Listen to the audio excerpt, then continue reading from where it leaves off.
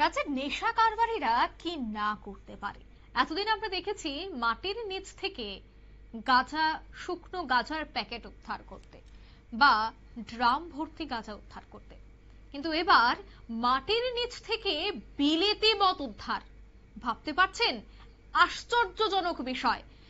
মাটির নিচ থেকে গাঁজা উদ্ধার করার খবর আমরা বহুবার দেখেছি, কিন্তু মাটির নিচ থেকে বিলেতি মদ উদ্ধার করা যায় তা শুধুমাত্রই বিশালগড়ে সম্ভব। কারণ এমন এক ঘটনা কিন্তু বিশালগড় থেকে উঠে আসছে। জানা গেছে বিশালগড় থানার অফিস টিলা স্থিত এক বাড়ি থেকেই মাটির নিচ থেকে বিলেতি মদ উদ্ধার করা হয়। জানা গেছে পুলিশের হাত থেকে রক্ষা পেল না সেই বিলেতি মদের কারবারি, যদিও সেই ঘটনাস্থল থেকে পালিয়ে যায়। জানা গেছে বিশালগড় থানার অন্তর্গত অফিসটিলা এলাকায় জীবনশীল দীর্ঘদিন ধরে নাকি অবৈধ বিলেতি মদ বাড়িতে রেখে ব্যবসা করে চলছে।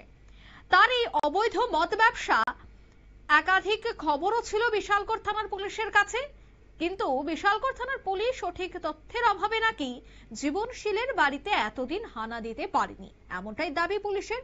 তবে অবশেষে গোপন খবরের ভিত্তিতে বিশালগড় থানার অ্যাসিস্ট্যান্ট সাব ইন্সপেক্টর মধু চক্রবর্তীর নেতৃত্বে পুলিশ এবং টিএসআর বাহিনী বৃহস্পতিবার দুপুরে অফিস টিলাস্থিত জীবনশীলের বাড়িতে হানা দেয়।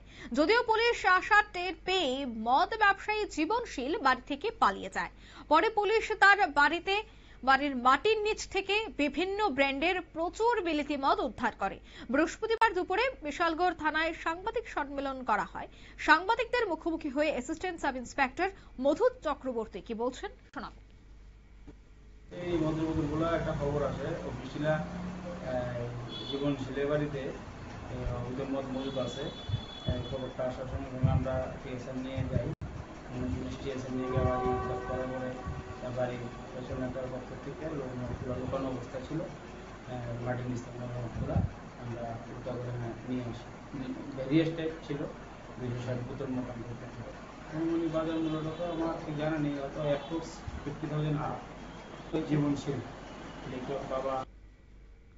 তিনি জানাচ্ছেন উদ্ধারকৃত অবৈধ বিলেতি মদের আনুমানিক বাজার মূল্য 50,000 টাকার অধিক। তিনি আরো জানিয়েছেন যে এই ব্যাপারে পুলিশ মদ ব্যবসায়ী জীবনশীলের বিরুদ্ধে আইনানুগ ব্যবস্থা গ্রহণ করবে এবং এখন দেখার বিষয় অবশেষে এই মদ বিক্রেতাকে পুলিশ গ্রেফতার করতে পারে কিনা এবং তার বিরুদ্ধে কি পদক্ষেপ গ্রহণ করেন সেটাই দেখার। নিয়ে নিচ্ছি ছোট্ট একটি বিজ্ঞাপন বিরতি, সঙ্গে থাকুন।